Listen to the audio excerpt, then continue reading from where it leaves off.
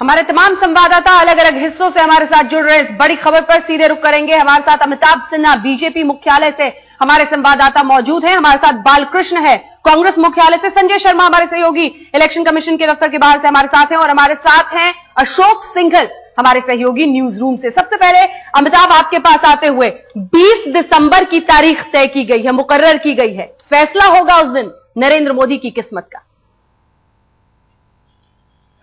बिल्कुल, फैसला नरेंद्र मोदी की किस्मत का है, लेकिन बीजेपी उस किस्मत को अपनी किस्मत मान रही है और बीजेपी को लग रहा है कि नरेंद्र मोदी दोबारा जीत कराएंगे, क्योंकि ये लड़ाई है, एक तरफ भ्रष्टाचार और महंगाई और दूसरी तरफ नरेंद्र मोदी का सुशासन है, और बीजेपी इसी नारे पर जा रही है। और नरेंद्र मोदी ने भी चुनाव प्रचार में कोई कसर नहीं छोड़ी है। आपको सद्भावना मिशन याद होगा, आपसे 6 महीने पहले उन्होंने जब अहमदाबाद में 3 दिन का अनशन किया था, तब से उनके चुनाव के प्रचार की प्रक्रिया शुरू हो गई थी और तब से लगातार वो जनसंपर्क के काम में लगे हुए हैं, एक के बाद एक रैलियां कर रहे हैं। तो कम से कम बीजेपी को नरेंद्र मोदी को लेकर कम से कम कोई शंका नहीं है कि वो हारेंगे इस बारी। जहां तक हिमाचल की बात है, मैं आपको बता दूं, हिमाचल में थोड़ी चिंता जरूर थी पार्टी को, लेकिन पार्टी की राष्ट्रीय परिषद की बैठक में, राष्ट्रीय कार्यकारिणी की बैठक में जो मुख्यमंत्रियों की रिपोर्ट ली गई है, पार्टी को लग रहा है कि कांग्रेस की अंदरूनी कलह और उनका भ्रष्टाचार हो सकता है उनकी नैया पार लगा दे। और दोनों राज्यों के लिए अपने अपने नारे भी दोनों पार्टियों ने तैयार कर लिए हैं। गुजरात में नरेंद्र मोदी और बीजेपी का यह नारा होगा, सबका सबके साथ सबका विकास, और हिमाचल में कहो फिर से बीजेपी दिल से। तो ये दोनों नारे हैं जो बीजेपी इन दोनों राज्यों में लेकर जाएगी, इसलिए बीजेपी की तैयारी कम से कम चुनाव के प्रचार को लेकर पूरी है। दिलचस्प होगा, फील गुड से दिल से तक का ये सफर है भारतीय जनता पार्टी के लिए। सीधे रुख करते हैं, बालकृष्ण हमारे साथ इस वक्त मौजूद है कांग्रेस मुख्यालय से। बालकृष्ण, आज ही का दिन सोनिया गांधी ने चुना जब उन्होंने केशुभाई पटेल, जो कि एक तरह से प्रतिद्वंदी है इन चुनावों में अपनी पार्टी के साथ मोदी के खिलाफ, उन्हीं के गढ़ में सौराष्ट्र में राजकोट से बिगुल फूका है उन्होंने। और आज इधर चुनाव आयोग ने तारीखों का भी ऐलान किया है। जबरदस्त एक तरह से दिलचस्प ये लड़ाई।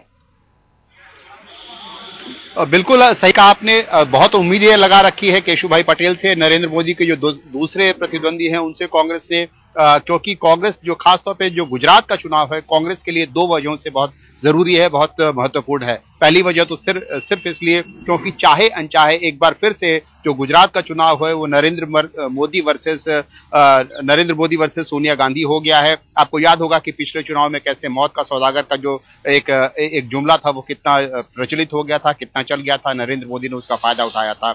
इस बार एक बार फिर से किसी तरह से आपने देखा किस तरह से पर्सनल अटैक्स हो रहे हैं दोनों तरफ से, नरेंद्र मोदी पर, सोनिया गांधी पर।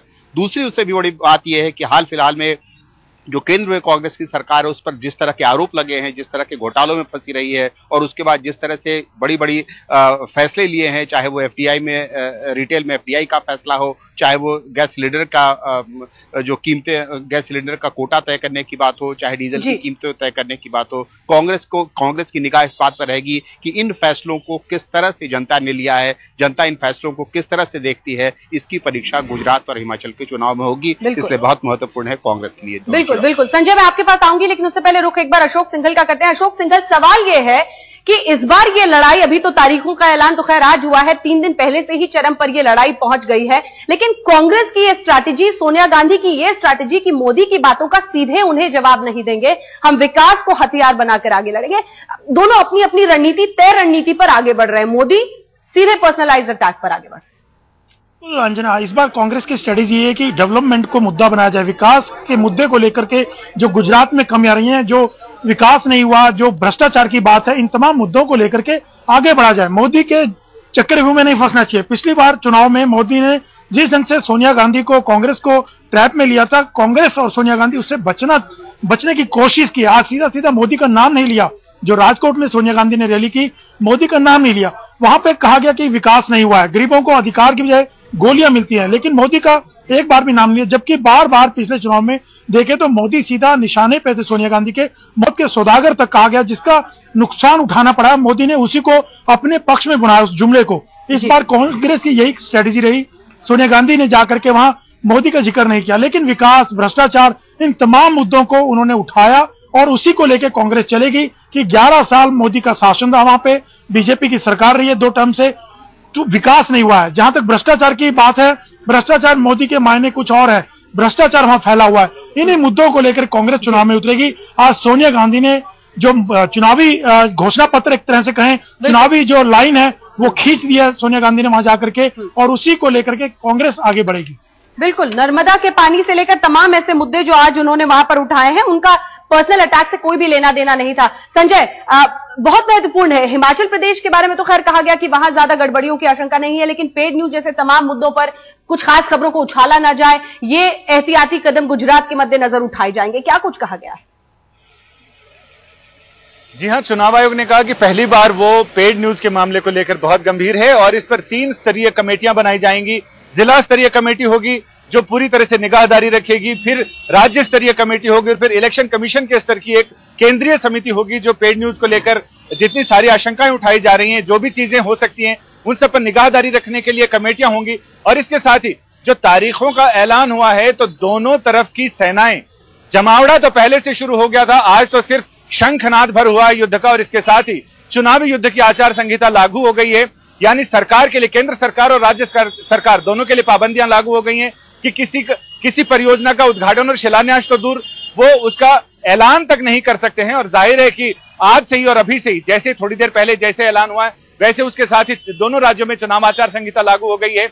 रही बात सुरक्षा की, तो जब मुख्य चुनाव आयुक्त से पूछा गया कि सुरक्षा के कितने इंतजाम है और उन्हें अतिरिक्त सुरक्षा बल कितने चाहिए, तो उन्होंने ये तो नहीं बताया कि कितने चाहिए और कितने की जरूरत है। उन्होंने कहा हमारे पास, हमने जितने मांगे हैं एडिक्वेट सुरक्षा बल हमें मिल जाएंगे, हमें पूरा भरोसा है। लेकिन 2 हफ्ता पहले जिस तरह से चुनाव आयोग ने 60,000 अतिरिक्त सुरक्षा बलों की मांग की थी मध्य नवंबर से लेकर मध्य दिसंबर तक, तो उससे ही समझ में आ गया था कि चुनावी युद्ध का ऐलान नवंबर के दूसरे सप्ताह से शुरू होगा और आखिरी दिसंबर तक, दिसंबर मध्य तक सारी तैयारियां पूरी हो जाएंगी, मतदान 20 तक पूरा हो जाएगा। और वही चुनाव का जो तारीख है, जो प्रोग्राम है, वो यही बताता है कि 20 दिसंबर तक ये सारा पूरा हो जाएगा और 24 दिसंबर तक दोनों राज्यों में असेंबली का गठन यानी चुनावी प्रक्रिया पूरी हो जाएगी। जी, संजय शर्मा हमारे सहयोगी, अशोक सिंघल, बालकृष्ण और अमिताभ सिन्हा बड़ी खबर पर बने हुए हमारे साथ। चुनाव आचार संहिता लागू हो गई है इन दोनों राज्यों में और केंद्र सरकार पर भी बड़ा सवाल यह है कि तारीख तय कर दी गई है 20 दिसंबर, जब हिमाचल प्रदेश और गुजरात की सरकार की किस्मत तय हो जाएगी। तो गुजरात और हिमाचल प्रदेश की किस्मत का फैसला होगा। गुजरात चुनाव की तारीखों का मुख्यमंत्री नरेंद्र मोदी ने स्वागत किया है। हमारे साथ हमारे 2 सहयोगी मौजूद हैं। गोपी घांगर हमारी संवाददाता गुजरात से हमारे साथ जुड़ी हुई हैं और सतेन चौहान से भी बातचीत करेंगे। लेकिन नरेंद्र मोदी ने कहा है कि लोकतंत्र का बड़ा उत्सव है चुनाव, इसीलिए मोदी ने कहा है कि वो चुनाव में उत्सव की भावना से हिस्सा लेंगे। तो हमारे 2 संवाददाता हमारे साथ गोपी घांगर और सतेन चौहान बने हुए हैं। सतेन चौहान हिमाचल प्रदेश के चुनाव पर बात करेंगे, लेकिन सबसे पहले गोपी आपके पास आते हुए, जबरदस्त, अभी तो तारीखों का ऐलान आज हुआ है, लेकिन ये जंग पिछले कुछ दिनों से जिस तरह से अपने क्लाइमैक्स पर पहुंची है, सोनिया गांधी आज पहुंची और उन्होंने नरेंद्र मोदी की बातों से बिल्कुल कन्नी काटते हुए विकास को हथियार बनाकर किया है वार। बीजेपी खेमे में इस वक्त क्या चल रहा है वहां पर?